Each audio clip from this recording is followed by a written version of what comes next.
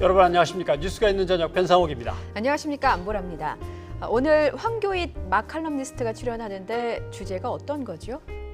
달달 화끈? 달달 화끈. 예. 달달하고 화끈한 유혹에 빠진 한국인의 입맛입니다. 네. 흑당, 마라탕 이런 달고 매운맛을 많이들 찾고 계신다고 얘기 들었습니다. 네, 예. SNS에는 관련한 해시태그가 넘쳐납니다. 이런 현상들 황교익 칼럼니스트와 함께 짚어보겠습니다. 뉴이처 가족들도 많은 의견 부탁드립니다. 샵 0945번의 유료 문자 그리고 유튜브 팟빵 댓글 열려 있습니다. 네, 오늘 북한이 엿새 만에 또 발사체를 쏘아 올렸습니다. 북한의 도발 배경은 무엇인지부터 또 모레 열리는 아세안 지역안보 포럼 외교장관 회의까지 전문가와 함께 전망해 보겠습니다. 네, 전문가 모시기 전에요. 김세우 기자의 리포트부터 보면 좋을 듯합니다. 정경도 국방부 장관이 북한도 도발하면 우리의 적이다. 이례적으로 강한 비판을 쏟아냈습니다. 이 내용 함께 보시죠.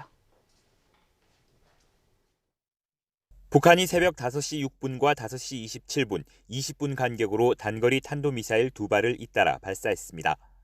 지난 25일 단거리 탄도미사일을 발사한 지 엿새 만입니다. 원산 갈마 지역에서 쏘아 올린 미사일은 동북 방향으로 250km를 날아갔고 고도는 약 30km로 파악됐습니다. 지난 25일 발사한 단거리 탄도미사일보다는 거리가 짧고 고도도 낮습니다. 합동참모본부는 이지스함과 탄도탄 탐지 레이더 등 우리 자체 탐지 자산으로 북한의 탄도미사일을 포착해 추적했다고 밝혔습니다. 또 이번 북한의 단거리 탄도미사일도 지난 25일 발사한 것과 유사한 형태일 가능성에 무게를 두고 있습니다. 최근 북한은 한미 군사훈련을 연일 거세게 비난하고 있는데 미국과 우리 정부를 향해 압박 수위를 높이려는 의도로 관측됩니다. 이와 관련해 정경두 국방부 장관은 북한이 도발한다면 우리의 적이라며 강도 높게 비판했습니다. 우리를 위협하는 모든 세력을 적으로 보아야 합니다. 우리를 위협하고 도발한다면 북한 정권과 북한군은 당연히 적 개념에 포함되는 것입니다. 또 북한의 핵미사일에 대응하기 위한 한미 간 맞춤형 확장 억제 전략도 계속 보장될 것이라고 강조했습니다. 다만 9.19 남북 군사 합의를 충실하게 이행해 한반도 평화 정착을 뒷받침하겠다고 덧붙였습니다. YTN 김세호입니다. 북한이 발사한 미사일들의 특징이 있다고 하죠? 네, 저고도로 비행을 하고 하강 단계에서 다시 상승하고 이런 변칙적인 기동을 하고 있는 걸로 보입니다. 네, 좀 예상하기 어려운 행적이 될 것 같은데 이유는 뭘까요? 일단은 사거리 실험을 계속 하고 있는 것으로 보이고요. 예. 또 그렇게 변칙 운용을 하면서 우리의 미사일 방어망도 피하는 것도 한번 생각해 보고 있는 것 같습니다. 이승윤 기자가 보도합니다. 북한이 지난 5월 4일 발사한 미사일은 60여 킬로미터를 올라간 뒤 240여 킬로미터를 날았습니다. 이어 나흘 뒤 발사한 미사일은 45에서 50km의 고도로 420km를 비행했고 지난 25일 발사한 미사일 2발은 고도 50여 킬로미터로 600km를 비행한 것으로 관측됐습니다. 우리의 정상적인 훈련에 대해 이러쿵 저러쿵 입방아를 찌어대고 있으니 얼굴에 철가면을 쓰지 않았는가 묻고 싶다. 이번에 발사한 단거리 탄도미사일 2발은 30km의 고도로 250여 킬로미터를 비행했습니다. 북한이 미사일의 상승 고도를 낮추거나 높이면서 사거리를 계속 시험하고 있는 겁니다. 특히 저고도 비행은 물론 하강 단계에서 다시 상승하는 변칙 비행을 하는 경우도 있었습니다. 유사시 지금의 미사일 방어 시스템으로는 이 미사일을 요격하기가 쉽지 않을 수도 있는 겁니다. 스커드에 비해서 저고도로 침투하기 때문에 요격 미사일이 전투를 할 수 있는 고도와 시간이 짧아져 요격 확률이 떨어진다고 볼 수 있는데요. 결국 우리는 요격 확률을 높이기 위해 방어 체계를 더 갖춰야 되는 부담이 생긴 겁니다. 저고도에서 이 풀업 기동이나 이런 것을 해서 좀 더 어렵지 않냐 이런 얘기도 있는데 어려울 수가 있겠습니다. 그렇지만 우리 그 방어 자산들의 요격 성능 범위 내에 분명히 들어있다는 것을. 군은 요격 성능을 높이기 위해 사거리 20km인 기존 팩3보다 사거리가 2배가량 긴 팩3 MSE 유도탄을 도입한다는 계획입니다. 북한이 단거리 미사일로 시험 발사를 한정하면서 북미 간엔 여전히 대화의 동력이 살아있지만 자칫 남북 간 군사긴장 완화를 위협할 수도 있다는 우려가 일고 있습니다. YTN 이승윤입니다. 국방부는 북한의 신형 잠수함이 잠수함 발사 탄도미사일 SLBM 3개 정도를 탑재할 수 있는 것으로 분석하고 있다고 밝혔습니다. 네, 국회 정보위원장은 바른미래당 이해운 의원이 국방부에서 보고받은 내용을 전한 건데요. 북한이 기존 주력 잠수함인 1,800톤급 로미오급의 잠수함을 개조한 것으로 보인다고 합니다. 네, 그러니까 또 언제 물에 띄울 수 있냐, 진수 가능성도 이제 문제인 거죠. 예, 국방부는 지금은 이 진수 전 단계로 보는 것 같고요. 예. 조만간 이 해상에서 진수할 가능성이 있다고 판단하고 있다고 합니다. 북한의 엿새만의 도발에 대해서 정치권은 한 목소리로 강하게 규탄했습니다. 네, 모처럼 여야 합의 맞았는데 근본적인 해법을 두고는 온도차가 있습니다. 이만수 기자의 리포트 보시죠. 청와대 현안 보고를 위한 국회 운영위원회를 1시간 앞두고 자유한국당 나경원 원내대표가 긴급 기자회견을 자청했습니다. 북한이 탄도미사일을 쏴 청와대 상황이 급박하니 운영위를 미루자고 먼저 제안한 겁니다. 금요일 또는 다음 주로 연기할 것을 제안합니다. 오늘 청와대는 미사일 도발에 대한 총력 대응에 집중해야 할 것입니다. 수세적일 수밖에 없었던 더불어민주당은 즉각 화답하며 북한을 향해서도 엄중 경고했습니다. 저는 잘한 결정이라고 생각하고 환영의 뜻을 표합니다. 한반도 평화에 전면 역행하는 것으로 강력한 항의의 뜻을 표하는 바입니다. 여야가 오랜만에 보조를 맞춘 건데 특히 문재인 대통령을 향해 날선 공세를 퍼붓던 한국당 민경욱 대변인은 휴가를 취소한 대통령이 참 잘했다는 표현까지 사용했습니다. 한국당의 전향적인 태도 변화는 외교 안보 분야에서 정부 여당에 대한 공세를 끌어올렸다 오히려 지지율이 떨어지고 지난 운영위원회에서 고성 산불 대응을 위해 자리를 뜨려던 안보실장을 돌려세우려다 역풍을 맞았던 데 대한 우려가 작용한 것 아니냐는 분석입니다. 대응을 해야 될 책임자를 우리가 이석을 시킬 수 없다 이래서 잡아놓는 것이 옳은지는 전 잘 모르겠습니다. 저희가 뭔가 지금 방해하는 것처럼 그렇게 말씀하시면 안 됩니다. 어쩌다 지금 저희가 청와대 한번 부르기 쉽습니까? 처음 하는 업무 보고고요. 물론 향후 대응을 두고는 생각이 완전히 달랐습니다. 개성공단 금강산 관광 기업을 만난 민주당은 협상과 대화가 중요하다고 강조했고 뒤에서 훈련이 끝난 뒤에 북미 간의 실무회담이 좀 시작되지 않을까 싶습니다. 한국당은 9.19 군사 합의 파기와 외교 안보 라인의 즉각 교체를 거듭 들고 나왔습니다. 대통령의 인식을 바꾸는 것이 중요합니다. 우리 국민들이 이런 안보 불안에 모두 힘들어하고 있습니다. 여야가 한 목소리로 북한의 잇따른 도발을 규탄했지만 근본적인 해법에 대한 온도차가 여전해 7월 임시국회 내내 신경전이 불가피할 것으로 보입니다. YTN 이만수입니다. 네, 청와대도 아주 강한 우려를 표명했습니다. 네, 오늘 정의용 국가안보실장 주재로 국가안전보장회의 NSC 긴급상임위원회가 열렸는데요. 북한의 미사일 도발에 강한 우려를 나타내면서 한반도 평화 구축을 위한 노력에 부정적인 영향을 미칠 수 있다고 지적했습니다. 네, 상임위원회는 관련 동향을 주시하면서 철저한 대비 태세를 유지하라고 주문도 했죠. 네, 또 이어서 역사적인 판문점 남북미 정상회동 이후에 조성된 한반도 비핵화 협상 재개 동력이 상실되지 않도록 외교적인 노력을 계속하겠다고도 밝혔습니다. 네. NSC 상임위에서는 일본 문제도 논의를 했습니다. 예. 강한 경고가 나왔는데. 네, 일본의 추가 보복 조치가 취해지면 가능한 모든 조치를 동원해서 맞대응하겠다고 밝혔습니다. 신호 기자입니다. 북한의 탄도미사일 발사 때문에 긴급 소집된 NSC 상임위에서는 일본의 수출 규제 조치에 대한 대응 방안도 심도 있게 논의됐습니다. 일본의 부당한 조치가 철회되도록 모든 노력을 다하기로 했습니다. 특히 일본이 상황을 더욱 악화시킬 경우 가능한 모든 조치를 포함해 단호히 대응하겠다고 밝혔습니다. NSC 상임위는 일본의 수출 규제 조치에 대해 지금까지 3차례 대응 방안을 밝혔습니다. 지난 4일 국제법 위반을 지적하면서 외교적 대응을 강구하기로 했고 18일에는 조치 철회를 촉구하며 우리의 외교적 노력에 호응하라고 요구했습니다. 그렇지만 이번에는 사태가 악화되면 가능한 모든 조치를 취하겠다고 가장 강력한 경고 메시지를 보냈습니다. 오는 금요일 우리나라에 대한 화이트리스트 배제 결정이 이루어지면 모든 수단을 동원해 대응하겠다는 뜻입니다.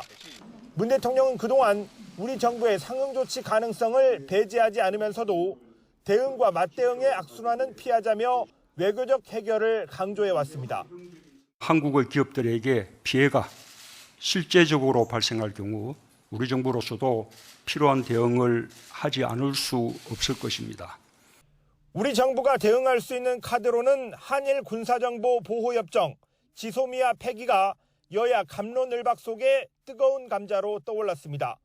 북한의 미사일 발사가 거듭되는 상황 속에서 한미일 안보동맹에 타격을 줄 수 있는 사안이라 미국 정부로서도 신경이 쓰일 수밖에 없습니다.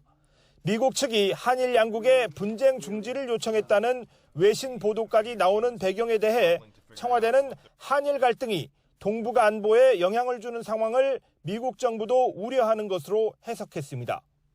한미일 외교장관들의 연쇄 접촉이 예상되는 아세안 지역안보 포럼 회의가 전환점이 될지 주목되는 가운데 청와대는 다각적인 소통을 통한 한일 갈등 해결 의지를 거듭 강조했습니다. YTN 신호입니다. 태국 방콕에서는 아세안 관련 외교장관 회의가 열립니다. 여기서 한일 두 나라 외교장관이 내일 만납니다. 네, 한일 갈등의 변곡점이 될 수도 있는 방콕입니다. 일단 강경화 외교부 장관은 현지에 도착했습니다. 취재기자 연결해서 자세한 내용 들어봅니다. 한현희 기자.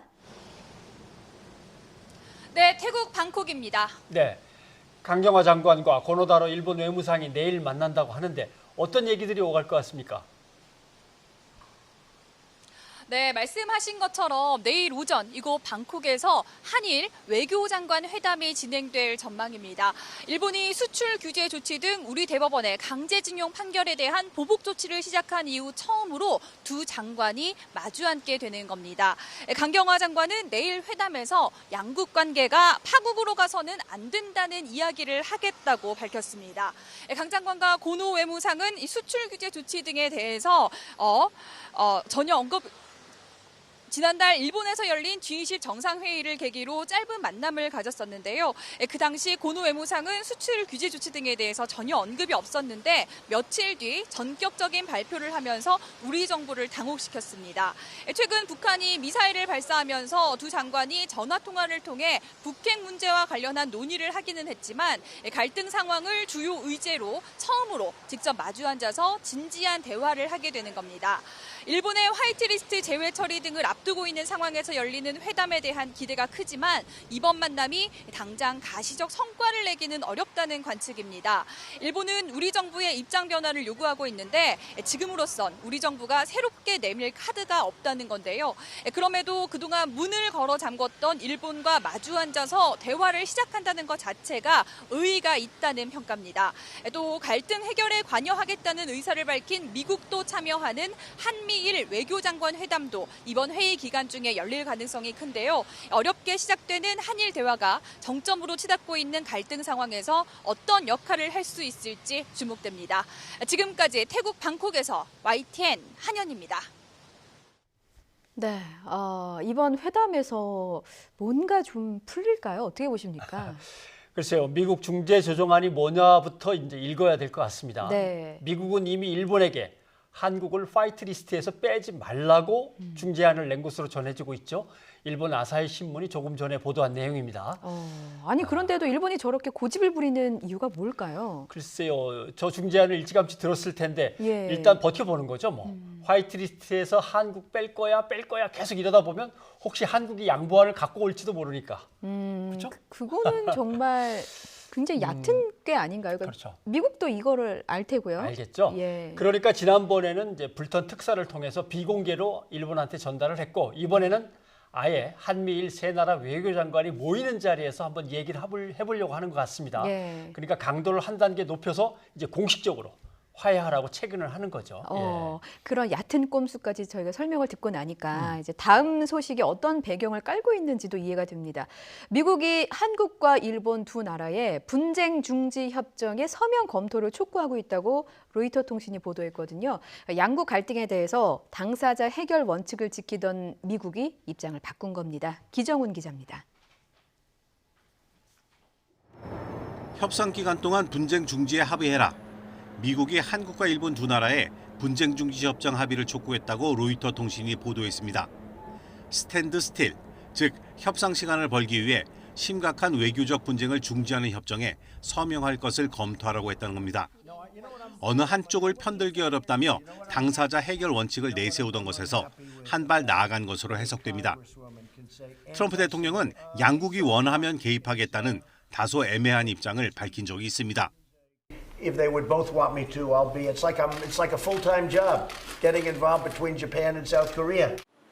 다만 내용에 직접 개입하기보다는 신사 협정을 통해 사태 악화를 막고 시간을 벌려고 모색하는 걸로 보입니다. 로이터는 미 고위 당국자를 인용해 미국이 일본이 다음 달 2일 한국을 수출 심사 우대국인 화이트리스트 국가에서 빼는지, 또 한국이 일본과의 정보보호 협정을 중단하는지 주목하고 있다고 보도했습니다.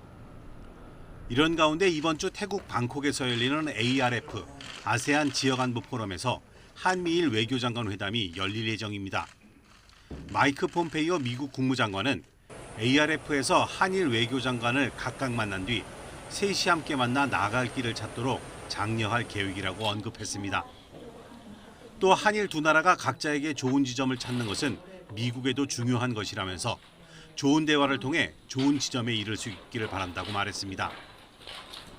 앞서 미국은 데이비드 스틸웰 동아시아 태평양 담당 차관보의 아시아 순방에 맞춰 한미일 차관보급 3자 협의를 제안했지만 일본 측이 반응을 보이지 않았던 것으로 알려졌습니다. YTN 기정훈입니다. 아사히 신문이 보도한 미국의 중재안 내용이 구체적으로 어떤 건가요? 네, 아사히 신문은 미국 정부 관계자를 인용해서 미국이 일본에는 수출 규제 강화 제2탄을 진행하지 말 것, 화이트리스트에서 빼지 말란 얘기했죠. 한국에는 압류한 일본 기업의 자산을 현금으로 매각하지 말 것, 그러니까 매각해서 현금으로 바꾸지 말 것, 이거를 이제 각각 촉구했다라고 보도를 하고 있습니다. 구체적으로 트럼프 행정부는 일본이 안보상의 우려가 없는 경우 수출 절차를 간소화하는 화이트리스트에서 한국을 제외하려는 움직임을 우려해 각의의 결정을 하지 않도록 아베 정부에 요구했다고 한다고 설명하고 있습니다. 그렇군요. 이런 내용도 있더라고요. 한국에 대해서는 대법원의 징용배상 판결과 관련해 원고가 압류한 그 한국에 있는 일본 기업의 자산을 현금화하는 것을 멈출 것을 요청했다. 이런 내용도 있고요. 미국은 또 한미일 3국이 수출 규제에 관한 협의의 틀을 만드는 방안에 대해서도 검토하고 있는 것으로 알려졌습니다. 오늘 베텔스만 재단의 세계화 보고서 2018에 대한 보도가 일부 언론에서 있었습니다. 제가 참고할 만해서 소개를 드리려고 하는데요. 지구촌의 세계화가 진행된 지난 15년 동안 고속으로 성장하면서 돈을 번, 부를 쌓은 성공한 나라는 어디일까? 저에게 질문하시면 아무래도 미국, 중국, 일본 정도가 상위권에 있지 않을까요? 맞습니다. 가장 돈을 많이 번 나라는 일본이었습니다. 6,700조 원을 벌었고 그다음에 미국, 중국, 독일, 우리도 만만치 않습니다. 우리도 6위입니다. 1,600조 원을 버는 것으로 나타났는데 가장 많이 번 나라 말고 가장 빠르게 그러면 경제 크기를 키운 나라, 성장한 나라는 중국. 맞습니다. 중국입니다.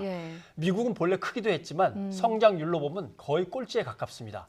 그러니까 세계화의 바람은 미국이 주도를 했는데 중국이 훌쩍 커버려서 미국하고 맞먹게 된 거죠. 트럼프 대통령이 왜 세계화 자유무역 벗어 던지고 보호무역으로 돌변해서 중국을 공격하는지 알겠습니다. 이유가 여기 있었군요. 아시아에서는 일본이 보호무역으로 우리를 좀 견제하고 있고요. 그런 모양이 됐죠. 아베는 경제정책에서 거의 실패했는데 한국은 그럭저럭 버티고 있고 남북이 또 뭉치려는 조짐도 보이고 초조할 겁니다. 이대로는 지난 15년간 일본이 누려왔던 수익 구조를 더 이상 누리지 못하는 거죠.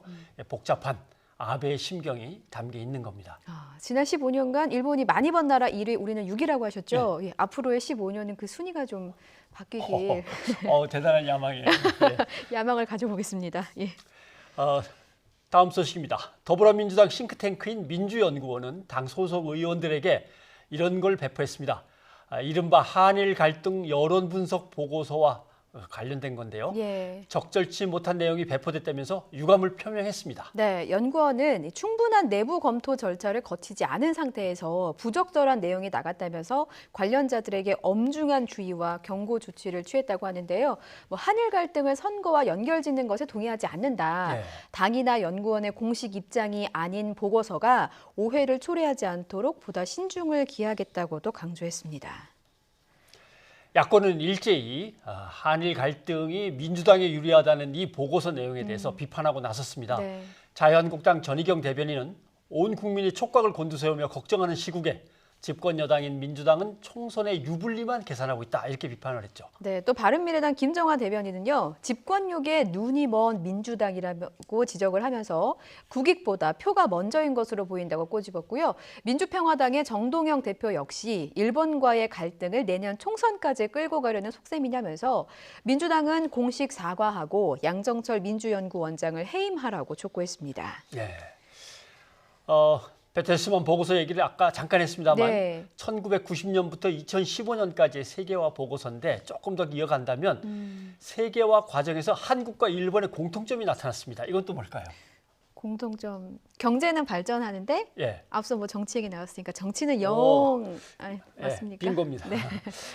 경제 부문의 지수는 두 나라 모두 최고지만 정치 부문에서는 영 아니라는 거죠. 한국이 27위, 네. 일본이 30위. 거의 최하위권에 둘 다 머물러 있습니다. 예. 그러니까 정치적으로 후진성을 면치 못하고 정치 외교로 풀 수도 있고 풀었어야 할 것들을 아직도 풀지 못하고 있다는 거죠.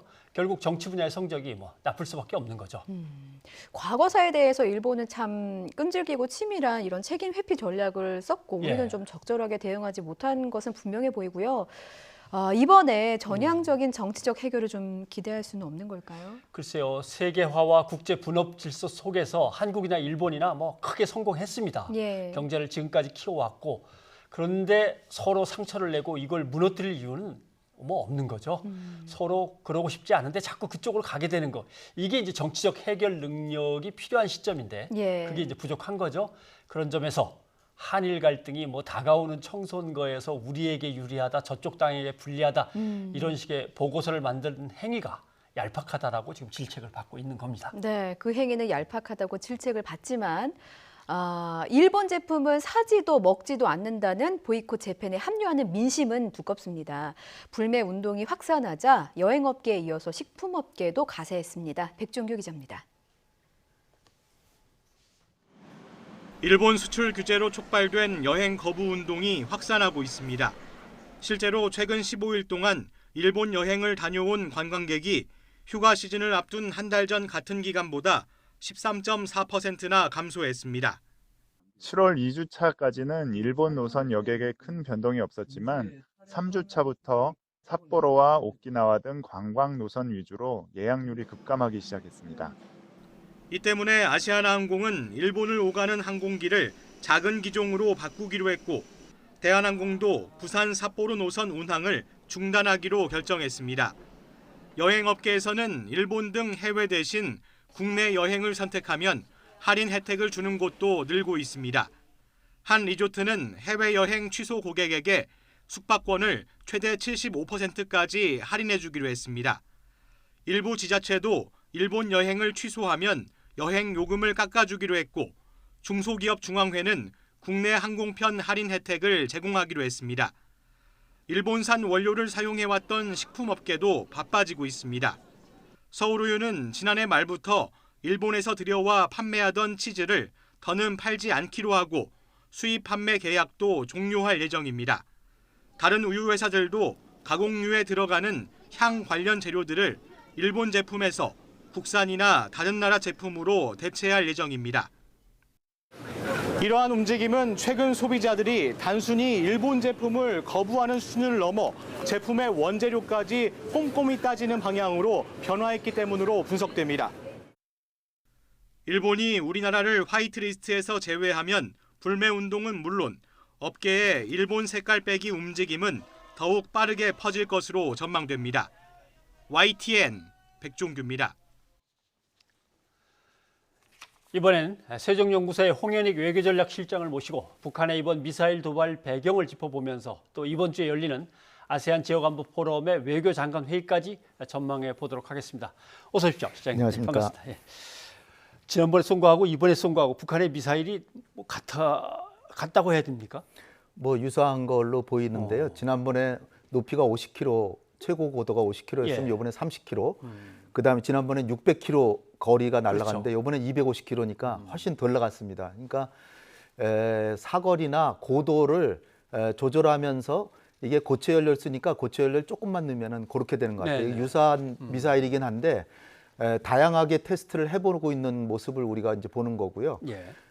이를테면은 지난번에도 50km가 최고 고도니까 사드는 50km에서 150km만 맞출 수 있어요. 그러니까 지난번 것도 사드는 못 맞춥니다. 네. 근데 패트리어트 같은 걸로 맞출 수 있는데 이게 고도가 낮아지면 더 눈에 띄는 게 훨씬 더 목표물에 가까워서 눈에 띌 거 아니에요. 다 와서 이제 눈에 띈단 그러니까 말씀이군요. 거의 맞히기가 어려우니까 요격이 더 어려운 거를 테스트해 본 게 아닌가. 아하. 뭐 수도 서울이 북한에서 뭐 50km 정도밖에 안 되기 때문에 지금 250km 날아갔다는 건 대전까지도 다 날아가기 때문에 이거는 우리한테는 상당히 좀 위협적인 거다. 미국이 보기에는 뭐 별거 아닐지 모르지만 특히 뭐 주한미군 평택에 있는데 평택은 다 사정권에 들어가는 미사일 테스트한 거죠. 예.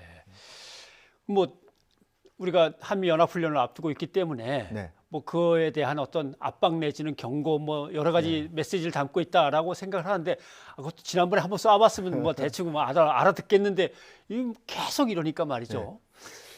저는 가장 큰 이유는 작년에 한 번도 미사일 테스트 못 해봤기 때문에 북한도 나름대로 군사 안보를 해야 되잖아요. 기술 개발하고 단거리 미사일 성능 테스트를 못 해본 거예요. 그렇죠. 그런데 이제 좀 있으면은 북미 간에 협상이 시작되잖아요. 그럼 더 못 쏘잖아요. 네. 그럼 몇 년 동안 못 쓰면 북한의 단거리 미사일 기술 능력은 아주 낙후하게 되죠. 더군다나 우리 대한민국은 정부 5년마다 바뀔 때마다 주로 뭐 미국에서 첨단 전투기, 초첨단 전투기를 한 40대, 30대만 사잖아요. 네. 북한은 2000년대 이후에 한 대도 전투기 사본 적이 없습니다. 그러니까 압도적으로 남한의 군사력으로 밀리니까 더군다나 8월 초에 한미연합훈련까지 한다니까 자기네들은 그럼 뭐냐 그죠. 그러니까 우리가 항공기를 통해서 더군다나 우리 스텔스 전투기를 들어오잖아요. F-35. 그럼 평양에 날아가도 왔는지도 잘 모르는 거예요. 그렇죠. 그러니까 얼마나 두렵겠어요. 그러니까 자기네들은 미사일이라도 개발한다. 그리고 또 북한 내부에 이제 사기도 진작하고 그다음에 이제 통상 많이 얘기하는 뭐 한미연합훈련에 대한 경고도 한다. 또 이제 제가 본 다른 숨은 이유는 북미 간에 이제 곧 협상을 하는데 자기네가 원하는 해답을 아직 안 내놓는 거예요, 미국이. 그러니까 자기네들이 원하는 걸 내놔라라거나 압박용, 그게 한 두 번째 원인쯤 되고요. 제가 볼 때 제일 큰 원인은 그들도 단거리 미사일 개발해야 된다. 오늘 국방부 장관 얘기한 게 우리는 그 미사일보다 훨씬 더 좋은 미사일 많이 갖고 있다. 그렇게 얘기했어요. 우리 능력이 그렇게 낮은 게 아닙니다. 그러고 보니까 군이라고 하는 것의 지위가 한국에서의 지위와 북한에서의 지위는 또 다르니까요. 네. 그리고 북한 군은 한미연합훈련하면 굉장히 사기가 저하되잖아요. 그러니까 우리도 밀리지 않는다. 이걸 보여줘야 됩니다. 예. 그런데 이제 우리 국방장관은 상당히 이번에는 좀 강하게 나왔습니다. 뭐 이렇게 늘 불안하게 하고 도발하면 그게 바로 저거 아니냐 이런 건데 이걸 어떻게 생각해야 될까요? 이게 사실 국방장관 얘기하시는 거는 늘상 이런 얘기 하셔야 되는 건데 하도 작년에 남북 화해 국면에 있어가지고 국방장관이 많이 좀 둔해졌죠. 근데 그러니까 이번에 좀 세게 얘기하니까 이게 화제가 된 거예요. 우리를 한국의 주권이나 국토, 그 다음에 뭐 사람들, 국민, 그 다음에 재산 이걸 위협하면 다 우리의 적이다. 그렇죠. 북한이 우리를 위협하면 북한은 적이다. 이게 너무 초등학생도 다 아는 얘기 아닙니까? 근데 이게 뉴스가 돼서는 안 될 얘기예요. 통일장관이나 외교장관이면 조금 다른 문제지만. 그래서 국방장관께서 저런 말씀을 수시로 하셔야 된다. 남북 화해 국면이라도 국방장관은 저런 말씀 하셔도 됩니다.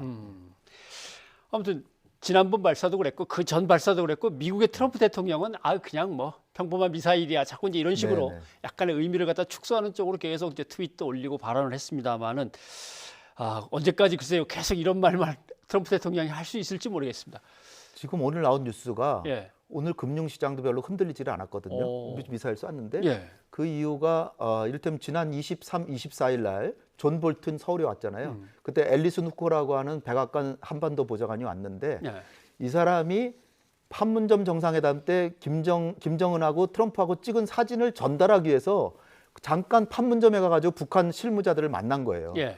만났는데 거기서 하는 얘기가 지금 북미 협상 언제 시작되느냐 그러는데 very soon 아주 조만간에 협상에 복귀하겠다는 얘기를 했답니다. 예. 그리고 트럼프 대통령이 뭐라고 얘기를 했냐면 지난번에 판문점에서 만약에 협상이 조금 잘 되면 북한의 수출품에 대해서는 우리 관세를 면제주겠다.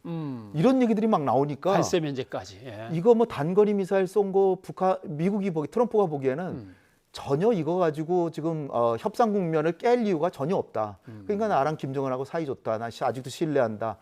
제가 볼 때는 만약에 예. 지금 리용호가 지금 태국에 안 간다 그랬잖아요. 네. 최선희가 만약 간다면 그리고 비건도 태국에 가거든요. 예.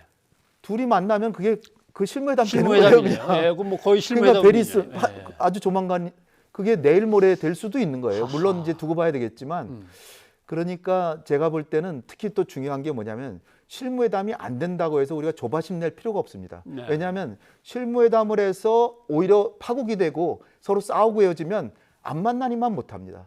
그러니까 지금 미사일 단거리도 쏘고 이래가지고 지금 미국에 협상하는 마음에 안 듭니다. 계속 이게 사실은 서로 대화가 오고 가는 거나 좀 마찬가지다. 행동으로 오고 가는 거죠. 그래서 제가 볼 때 뭐 지금 정상적으로 보면 이번에 태국에서 안 만나더라도 한 20일쯤 한미연합훈련 끝나면 8월 25일이나 그 정도에 북미 실무회담이 열리는데 그때 서로 잘 준비해서 타결을 딱 하면은 올가을에는 한반도에 봄이 다시 온다. 저는 그렇게 보고 있기 때문에 지금 뭐 실무회담 안 되는 거 가지고 너무 초조해할 필요 없다 이렇게 봅니다. 뭐 미국이 그렇게 느긋하게 하고 뭐 세계 경제도 이렇게 흔들림이 전혀 없다면 그래도 자꾸 미사일을 쏘면 이제 유엔 입장에서는 이건 뭐 안보리사회에서 제재를 갖다 걸어놓은 건데 문제 제기를 해야 되나 말아야 되나 고민을 좀 해야 되나요? 우리는 안보리 상임이사국이 아니고요. 예. 미국은 그냥 이사국도 아니죠. 지금. 예, 우리는 뭐. 근데 미국은 상임이사국이고 다른 나라들은 대개 미국이 하자는 대로 대개 하고 중국과 러시아를 제외하면 그런 상황에서 트럼프 대통령이 그거 뭐 누구나 하는 실험인데 그거 가지고 뭘 그러냐 그러는데 지난번에도 단거리 미사일이라고 그랬어요. 우리는 5월 4일, 5월 9일 날 했던 거 탄도미사일인지 여부를 아직도 얘기를 안 고민하고 하고 있다고 그랬는데 요번에 지금 6일 전에 쏜 거 가지고는 탄도미사일이라고 했고 오늘도 탄도미사일이라고 했습니다. 그 얘기는 탄도미사일 기술을 활용한 어떤 물체도 우주에 날리면 북한은 안보리로 가야 되는 거예요, 본래는. 근데 우리가 안보리 가자고 하겠습니까? 우리는 아니죠. 그러면 아니고. 결국 미국인데 미국이 지금 트럼프 대통령이 안 가면 결국은 아무것도 아닌 게 되는 거죠. 이야기를 좀 아세안 안보 포럼 쪽으로 가야겠습니다. 내일 일본 고노다로 장관하고 강 장관하고 이제 만난다는 건데 여기서도 북한 미사일 문제를 좀 얘기하면서 뭐 공통의 의제를 가지고 좀 양국의 갈등을 살살 풀어가야 되지 않을까요? 그렇죠. 뭐 아베 총리는 뭐 미국하고 협조하겠다 그러면서 우리나라는 속 빼고 그냥 미일 협력으로 북한을 다루겠다 뭐 이렇게까지 얘기를 하는데 그러나 제가 볼 때는 외무장관회담을 일본 측에서 그걸 우리 할지 안 할지 모르겠다 계속 그러다가 이제 날짜가 잡히고 내일 아침에 확실히 만나는 것만 해도 저는 조금 진전이고요.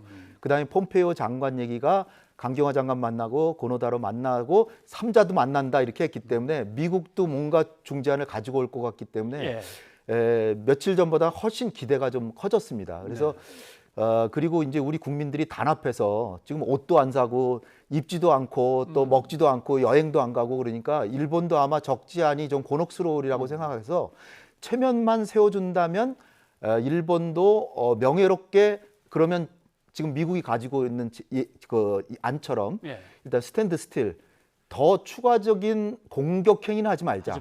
그 얘기 뭐냐면 백색 리스트에도 안 뺀다는 얘기거든요. 그게 모레인데 내일 극적으로 이게 된다 그러면 오히려 좀 일단은 해결되는 건 아니고 일단 추가 공격 조치를 안 하면은 관망하면서 협상하면서 갈 수 있다.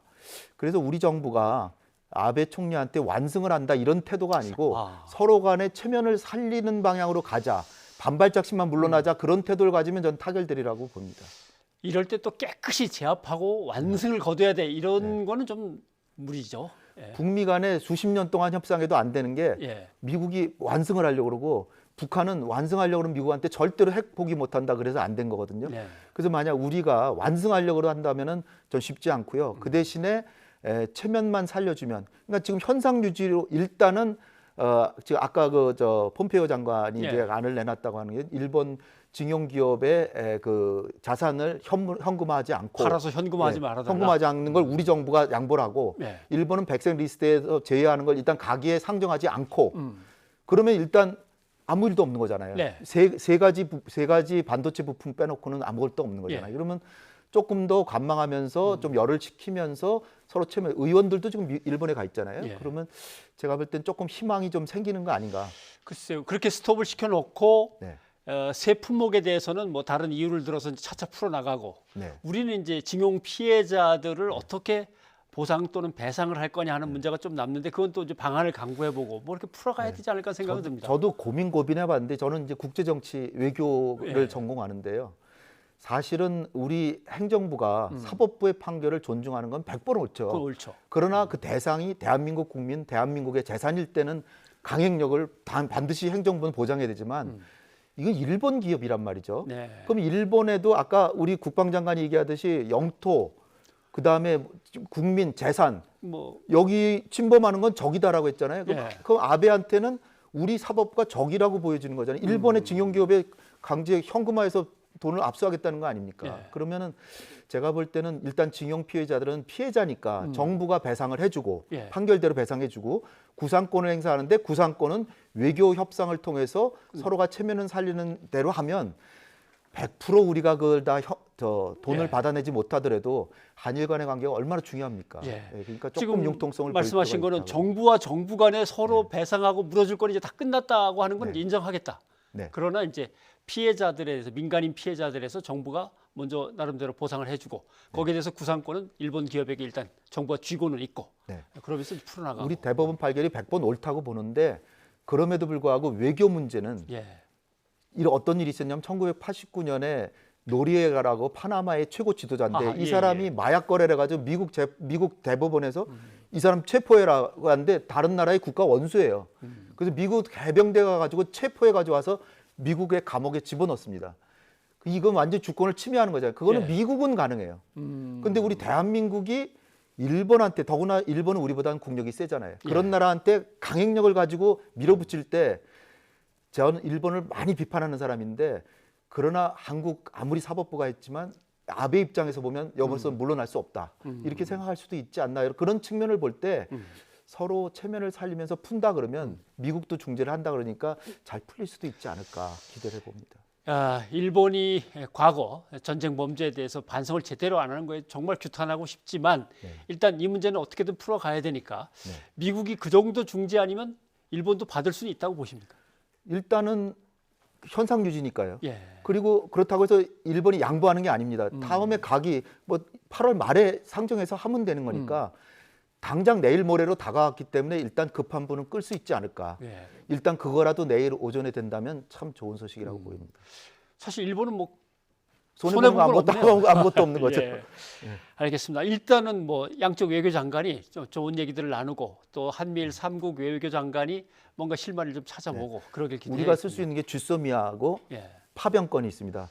호르무즈 해협 파병은 사실 수십 년 동안 미국이 우리의 그 석유 수송로를 지켜줬으니까 우리가 전쟁에 파병하는 게 아니라 우리 원유를 지키기 위해서 가는 거니까 명분도 있고 그건 좀 긍정적으로 검토하고 그래서 미국이 나서게 만들고 그다음에 쥐소미아는 우리는 이걸 갱신하고 싶은데 이거는 상당히 고급 정보, 군사 정보를 교류하는 건데 일본이 우리를 적국 대우한다면 우리는 연장하고 싶지만 부득이 연장하지 못할 수도 있겠다 하면 미국이 움직일 거라고 저는 봅니다. 네. 실장님 말씀 듣고 보니까 결국 미국은 한국과 일본 두 나라의 호르무즈 해협 파병권을 또 얻어가겠군요. 잘하면. 그럴 가능성이 커 보이고요. 예. 그리고 한일 관계 안 좋아지면 어떻게 보면 제일 큰 피해자가 미국이 될 수도 있습니다. 그렇죠. 그러니까 저는 미국이 움직이기 시작했다는 것을 좀 호재로 보고 있습니다. 오늘 도움 말씀 고맙습니다. 네, 예, 수고하셨습니다.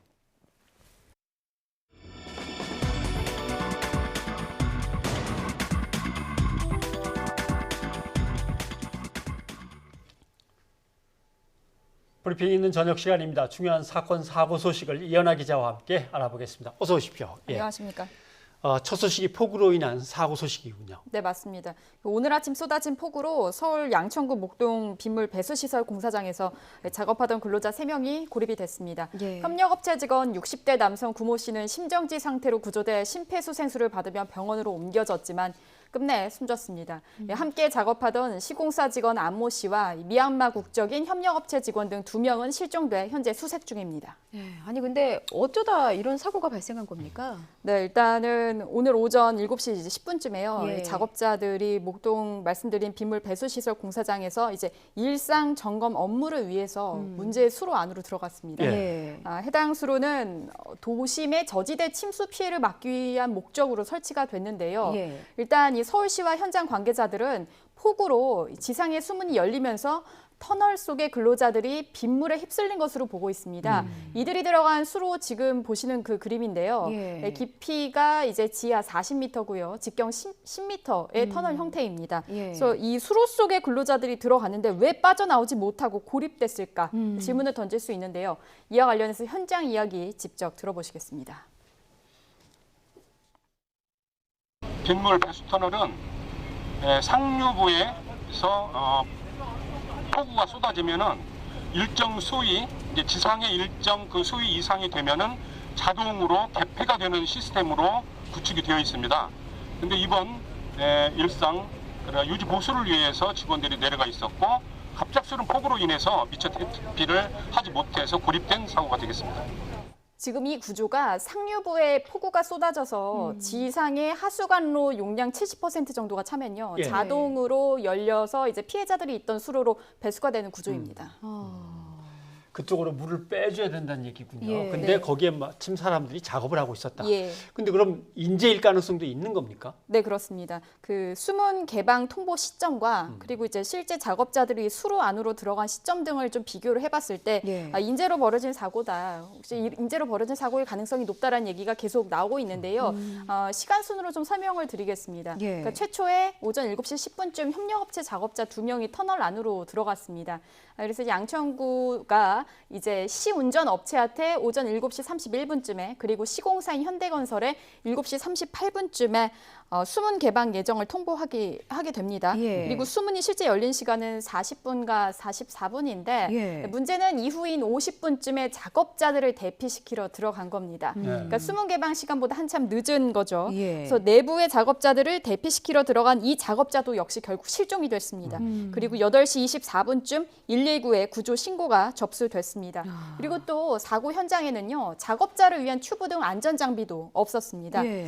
그리고 이제 결국에는 이 수문이 자동이 아닌 수동으로도 닫을 수 있는 구조라고 합니다. 예. 그런데 이제 수동으로 닫지 않은 이유, 그리고 비가 오는 상황 속에서 작업자들이 터널 내부로 들어가야 했던 이유 등 사실 정확히 밝혀야 할 부분들이 굉장히 많습니다. 예. 그래서 현장에서는 실종자 수색이 이뤄지는 한편 정확한 사고 원인 등 경위에 대해서도 조사가 이뤄질 예정입니다. 네, 뭐 지금 수색 작업이 진행 중이라고 하니까 예. 빨리 발견 소식이 좀 들어왔으면 좋겠습니다.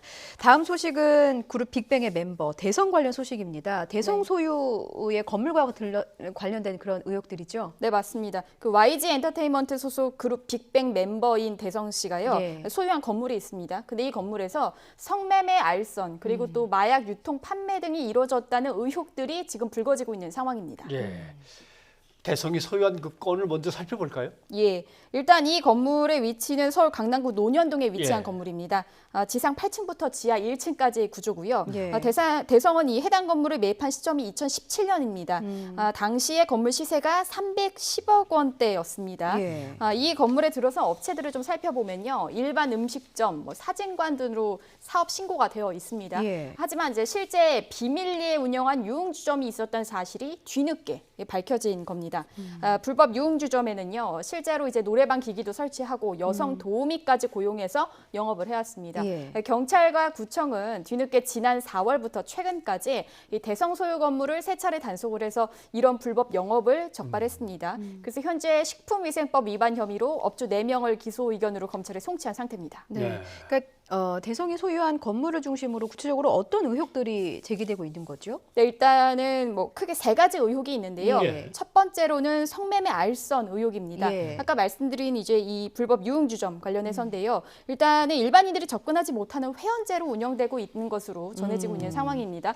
또 현재로서는 성매매까지 알선했다는 의혹만 있을 뿐 사실관계가 확인되지는 않은 상황인데요. 예. 하지만 이제 이 의혹을 키운 부분은 분명히 있습니다.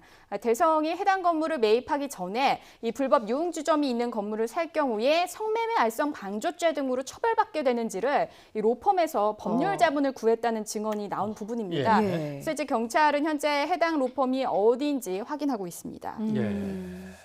그럼 또 다른 의혹이 남아있는 게 아까 마약 얘기가 잠깐 나왔어요? 맞습니다. 예. 그 마약 유통 의혹 부분인데요. 올해 초 이 대성이 소유한 이 건물에 마약 거래가 이루어진다는 첩보를 경찰이 입수를 했습니다. 예. 경찰이 그래서 내사를 했는데 혐의점을 찾지 못해서 수사로 나아가지는 못한 것으로 알려졌습니다. 예. 그리고 이제 세 번째가 경찰 의혹 부분인데요. 대성이 2017년 해당 건물을 매입하고 버닝썬 사태 전까지 경찰 단속이 한 번도 받지 않았다는 사실이 알려지면서부터 의혹이 또 나오기 시작했습니다. 예. 경찰 유착 의혹까지. 네. 그럼 지금 경찰 수사는 어떻게 진행되고 있는 거죠? 일단은 경찰은 현재 이 의혹에 대한 사실관계를 확인하기 위해서요. 예. 전담팀을 편성을 했습니다. 서울 강남경찰서 경제 1과장 팀장으로 이제 꾸려진 이 팀은요. 수사, 풍속, 마약팀 소속 직원들 총 12명으로 구성이 됐습니다. 예. 그리고 이제 민감용 경찰청장은 어제 정례 기자간담회에서 이 대성 건물 관련 첩보를 수집했고 여러 의혹을 검토해 봐야겠다. 그리고 이제 서울지방경찰청도 객관적으로 의혹 제기가 있는지 확인하고 있다라고 밝힌 상황입니다. 이은하 기자 수고하셨습니다. 감사합니다.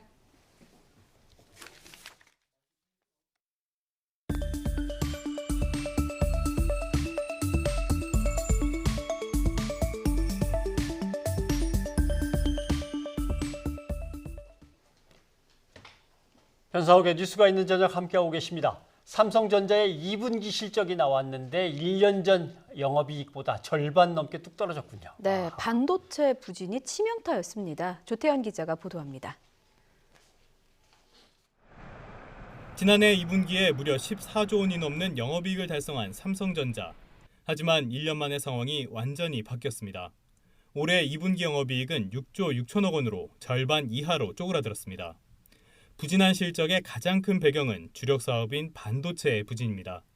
반도체 사업 부문의 영업이익은 1년 전보다 무려 70% 넘게 급감했고 지난 1분기 실적에도 크게 못 미쳤습니다. 반도체 사업의 영업이익률은 21%로 지난 2014년 2분기 이후 가장 낮았습니다.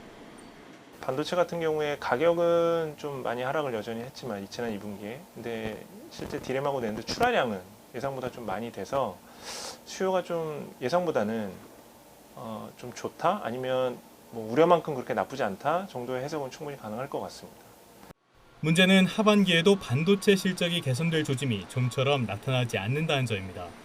일본의 수출 규제 조치 이후 디램 반도체 값이 반등했다는 소식이 있지만 이는 도소매 차원의 소량 거래인 현물 가격일 뿐 기업이 협상을 통해 대규모로 판매하는 고정 거래에서는 아직 가격 상승의 기미가 보이지 않는 상태입니다. 네, 디램 같은 경우는 시장에 아직 재고 수준이 높다 보니까 고정거래가 반등은 당분간 좀 어려워 보이고요. 다만 낸드 같은 경우는 업계 감산 움직임, 또 일부 수요 심리 불안이 있다 보니 일부 반등하는 모습을 보여주고 있습니다. 이처럼 반도체 시황 개선에 대한 우려가 커지면서 주식시장에서 삼성전자와 SK하이닉스 모두 2% 넘게 하락했습니다. 이들이 속한 코스피 역시 0.7% 가까이 내리며 2020선으로 주저앉았습니다. YTN 조태현입니다. 네, 자주 접하는 용어인데 좀 명확하게 구분 좀 해봐야겠습니다. 예.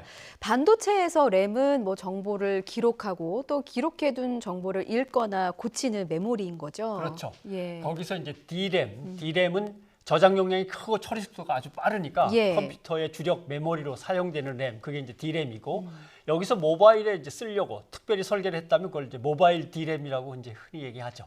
예. 그럼 낸드 플래시라는 건 뭔가요? 낸드 플래시. 예.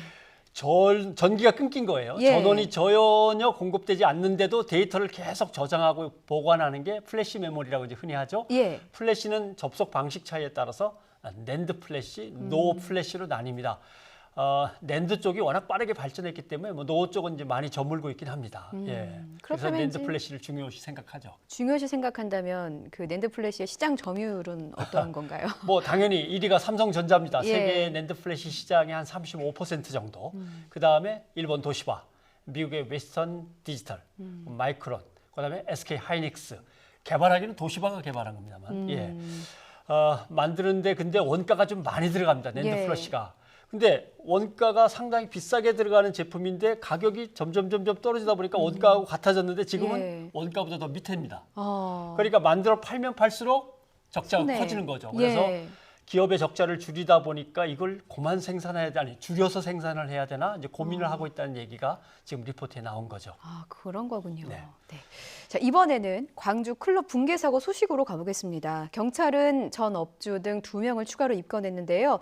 이번 사고를 계기로 대대적인 불법 건축물 합동 단속도 시작됐습니다. 김범한 기자입니다.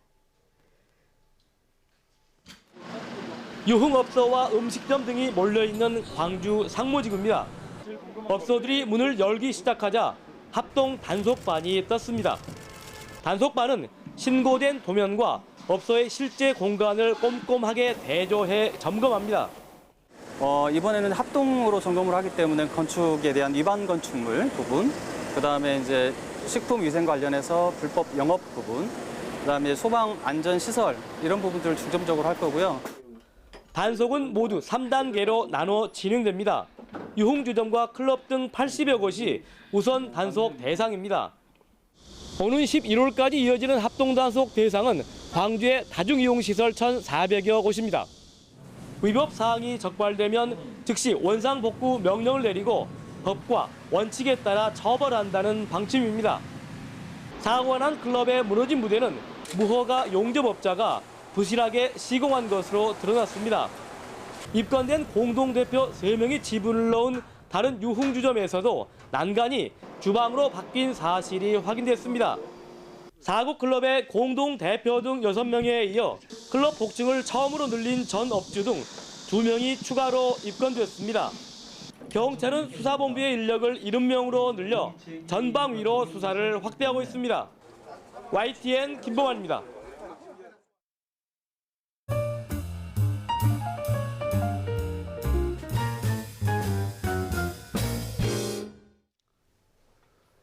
요즘 흑당 음료가 인기 정말 높습니다. 네. SNS에서는 흑당과 관련된 게시글이 상당히 넘쳐나고 있죠. 예, 뭐 근데 유행이 워낙 빠르게 변하다 보니까 뭐 대만 카스테라, 벌집 아이스크림처럼 뭐 반짝하고 오래 못 갈 것이다라는 분석도 나오고 있습니다. 황교익 마칼럼니스트와 함께 이야기 나눠보겠습니다. 어서 오십시오. 어서 오십시오. 반갑습니다. 안녕하세요. 예. 반갑습니다. 드셔보셨습니까? 예. 흑당. 뭐 요즘 유행하는 거라 그러면 일단 맛을 봐야죠. 그렇죠. 맞습니다. 마칼럼니스트시니까. 전원이시니까. 예. 어떠셨어요? 많이 달죠. 그러니까 이 단맛으로 먹는 건데 이걸 맛있다라고 해야 되는가 하는 것은 의문이 있어요. 예. 이 단맛은 모든 생명체들이 다 좋아해요. 네. 그렇죠. 들어오면 곧장 에너지로 쓰이거든요. 그래서 그냥 기분 좋아져요. 그래서 본능적으로 맛있는 거죠. 근데 본능적으로 맛있다 해서 이제 돈도 벌겠다 이런 뭔가 팍 하면 유행이 되겠다라고 느끼셨습니까? 드시는 순간? 아니요. 아니요. 이렇게 단 게 뭐 많이 있잖아요. 뭐 이것만 말고 뭐 사탕도 있고 콜라도 있고요, 사이다도 있고요. 그러니까 단 음료들은 굉장히 많은데 이제 이게 그렇게까지 크게 유행할 것이라고 저는 보지는 않았어요. 그리고 실제로 대만에도 그렇게 크게 유행하는 것은 아니거든요. 근데 우리나라에서는 왜 이렇게 유행하는 걸까요? 흑당 음료가 인기를 끌고 있으니까 이게 뭐 흑당을 이용한 이런저런 식품들까지도 맞습니다. 많이 출시가 되더라고요. 뭐 흑당의 뭐 과자류, 예. 뭐 맛동산인가 뭐 그것도 이제 흑당을 바르기 시작했고 뭐 케이크 종류들, 빵 뭐 이런 것들까지 만들어져요. 그 한국의 소비자들이 이런 트렌디한 것에 이렇게 쉽게 확 몰려가거든요. 그래서 이 시장을 식품업계에서나 외식업체들은 놓칠 수가 없죠. 그래서 일단 우리도 출시하고 보자 하면서 같이 우르르 이렇게 쏟아져 나오는 거라고 봐야 됩니다. 근데 이제 뭐 좀 문외한이어서 설탕이 많이 들어갔대 그러면 좀 거부감이 있는데 네. 뭐 사탕수수가 어쩌고 저쩌고 흡착해서 뭐 진액을 뽑아서 졸여서 그러니까 뭔가 천연재료가 쓰인 듯한 건강한 느낌도 좀 맞습니다. 예, 그 이름 때문에 많이 이제 쏟는 거거든요. 예. 이게 흑당 이러니까 뭔가 건강에 좋을 것이다. 그리고 뭐 언론에서도 건강에 좋은 단맛 뭐 이런 식으로 보통 이야기를 해요. 근데 이런 식으로 이름 붙이면 또 조금 다르게 느껴질 수가 있어요. 예. 비정제 설탕. 이 사탕수수에서 당을 추출하는 것은 같은데 예. 사탕수수에서 이제 즙을 짜요. 그걸 가지고 다리는 거죠. 다리는 그 상태를 두고 흑당이라 그래요. 비정제 설탕이죠. 예. 여기서 다시 정제를 하면 이제 설탕이 되는 거거든요. 예. 그래서 정제하지 않은 설탕. 그러면 드시겠어요? 그런데 정제 설탕보다 좀 낮은 것 같은 느낌인데. 그렇죠. 그러니까 그 이름에 우리가 좀 많이 이렇게 현혹되게 돼 있어요. 그 저 말씀 듣고 나니까 이제 사실 여성 앵커다 보니까 단 음식 먹으면 살찌는데라고 생각을 하면서도 조금 덜 살찔까? 이거 먹으면 그래도 조금 괜찮겠지라고 생각하는 게 분명 있긴 있는 것 같습니다. 설탕은 설탕이에요. 설탕은 설탕이면. 오늘 하나 다 먹었는데. 예. 그 흑당 말고요. 또 올해 초부터 혹시 마라탕 예, 마라탕. 예, 마라탕도 인기인데 뭔가 너무 달고 너무 맵고 이런 게 좀 유행인 것 같습니다. 왜 이렇게 자극적인 맛을 찾는 걸까요? 그 스트레스가 심한 사회라는 것을 반증하는 것이라고 봐야 돼요. 예. 그러니까 아주 매운 것은 우리 몸을 아프게 하는 거거든요. 통각이죠. 아프게 하면 그 아픈 것을 잊게 만들려고 뇌에서 기분 좋게 엔돌핀 이런 게 분비가 돼요. 몸을 학대해서 얻는 즐거움이죠. 그리고 단맛은 그냥 앞에서 제가 이야기했던 거 똑같이 그냥 기분이 좋아져요. 그냥 그러니까 모든 생명체가 다 똑같습니다. 그러니까 본능적으로 기분 좋게 만들어지는 물질이라고 봐야 되는 거죠. 스트레스가 심한데 그 스트레스를 풀기 위해서 뭐 스포츠를 하고 여행을 하고 책을 읽고 뭐 하는 이런 여유로운 시간을 가지면 좋은데 그럴 시간도 없어요. 돈도 없어요. 그냥 가장 간편하게 값싸게 이 스트레스를 날려버리는 방법이 아주 매운 음식, 아주 단 음식 이런 것에 빠질 수밖에 없는 거죠. 그래서 우리 사회가 지금 스트레스가 굉장히 강한 사회다 하는 것을 갖다가 그 음식을 통해서 볼 수가 있습니다. 그럼 음식의 트렌드가 계속 바뀌면서 뭐 이게 유행이다가 저게 유행이다 그것 좀 맛 좀 보려고 그러면 벌써 저쪽에서는 다른 유행 그렇죠. 음식이 오고 하는 건 트렌드가 이렇게 빨리 바뀌는 건 우리 속도가 워낙 빠른 겁니까? 아니면 다른 사회도 비슷합니까? 다른 사회에 비해서 우리가 굉장히 빠르죠. 그 이유가 한국은 1960년대만 하더라도 농업사회였거든요. 한 70% 정도가 농민이었죠. 그러다가 한 30년 만에 산업사회로 바뀌었어요. 그러니까 1980년대 들어와서 외식업이 굉장히 크게 부피를 키우는데 이때 어떤 음식을 산업사회에서 먹을 것이 적당한가 하는 것에 대한 구체적인 정비 작업 없이 그냥 프랜차이즈가 80년대에 곧장 이렇게 들어오죠. 그래서 아이템을 소비하는 방식에 그러니까 마구 소비하는 방식의 그런 외식업이 지금 좀 짜여져 있는 거죠.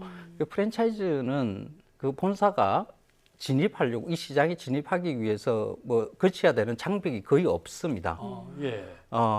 그냥 내가 본사 이렇게 하나 차리고 그냥 가맹점 모집해도 그냥 돼요. 그러니까 좀 돈을 좀 벌려 그러면 내 자본을 많이 들이지 않고 가맹점주의 돈으로 가게를 열 수가 있거든요. 그래서 본사 입장은 재료 공급하고 홍보해 준다는 명목으로 그렇죠. 인테리어 해준다는 것으로 이렇게 해가지고 돈을 벌 수 있는 이 구조이기 때문에 사실 아이템들의 소모가 한국 사회에서 유독 이렇게 빨리 그리고 아주 다양하게 지금 소보내고 있는 것이다 이렇게 봐야 됩니다. 그게 부작용도 일면 좀 우려가 되는 것이 그렇게 해서 가맹점을 많이 내면은 대기업은 이익을 보겠지만 유행이 쑥 왔다가 쑥 지나가 버리면은 큰 돈 들여서 가맹을 한 가맹점주들은 어떻게 되는 거예요? 맞습니다. 이게 우리가 그 깊이 생각을 해봐야 돼요. 이런 외식업을 한다는 것은 이게 자본이 들어가야 되는 거잖아요. 그 프랜차이즈 사업은 가맹점주의 돈으로 하는 사업이거든요. 본사는 그냥 지금은 직영점 없어도 프랜차이즈 사업이 돼요.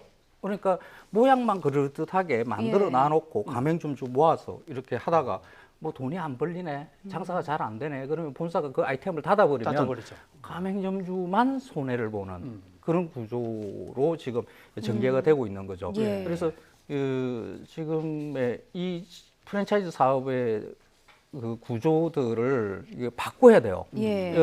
가맹점주들이 다 겨우겨우 먹고 사는 그렇죠. 이게 영세상인이라 그러죠. 이분들이 왜 그 본사에 코가 깨어서 계속해서 이런 금방 언제 사라질지 모르는 이런 아이템에 계속 돈을 태우고 계속 망해 나가야 되는가 하는 것에 대해서 제도적으로 뭔가 마련이 필요합니다. 그거는 이제 실제로 경험해 보신 분들이나 어떤 그 점주 협회나 뭐 이런 분들이 좀 한 자리에 모여서 그동안의 경험들을 가지고 뭔가 좀 이렇게 틀을 짜고 그게 법제화 돼야겠죠. 법제화 지금 그 국회에서 계류 중인 법이 있어요. 그걸 통과를 지금 못 시키고 있는데 이렇게만 하면 돼요.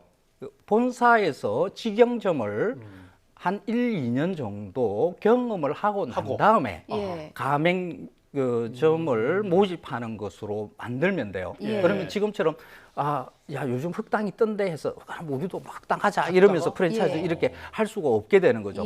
적어도 1년, 2년 정도 가맹점을 한두 개 운영을 해야만이 가맹점 모집이 가능하게끔 그렇게 법을 만들어야 됩니다. 그렇게 하고 공지를 한 다음에 이제 그때부터 가맹점들을 모아야 되는 거죠. 그렇습니다. 그래야 우리 영세 상인들 계류가 돼 있다니까 논의를 해봐야겠네요. 오늘 잠시만요. 선생님 도움 말씀 참 고맙습니다. 인사드리기 전에 저 시청자 의견 들어왔어요? 2991님께서 달달하게 먹으면 나중에 통풍이 틀림없이 옵니다. 약간 거칠게 드십시오라면서 보리 비빔밥 등을 추천해 주셨거든요. 통풍이 오는 건가요? 모르겠습니다. 그거는 모르겠는데 그거는 있어요. 그 단맛이 본능적으로 좋아하는 기분 좋게 한다 그러지만은 정말 좋게 기분 좋게 먹으려고 그러면 한 며칠에 한 번씩 이렇게 먹으면 그게 정말 즐거움 크게 되거든요. 그러니까 매일 조금씩 이렇게 달게 드시면 그 단맛이 즐거움을 주는지 어떤지도 모르고 우리가 먹게 돼요. 그러지 마시고 흑당 괜찮아요. 한 며칠에 한 번씩 이렇게 드시기 바랍니다. 며칠에 한 번씩 그렇게 즐기는 거는 좋습니다. 오늘 고맙습니다. 고맙습니다. 고맙습니다. 네, 보리 비빔밥은 워낙 좋은 거니까요.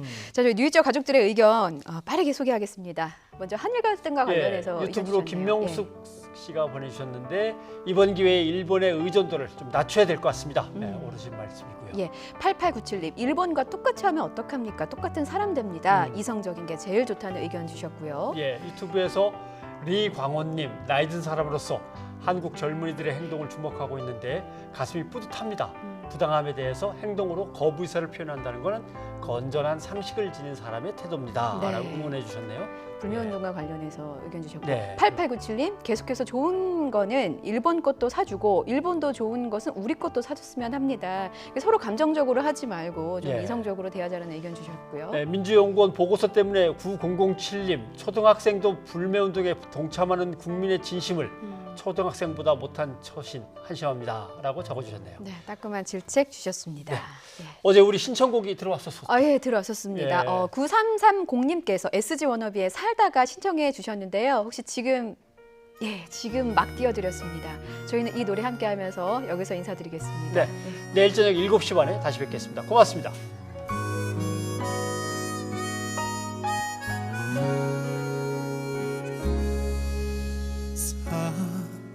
살아도 사는 게 아니래 너 없는 하늘에 참 없는 감옥 같아서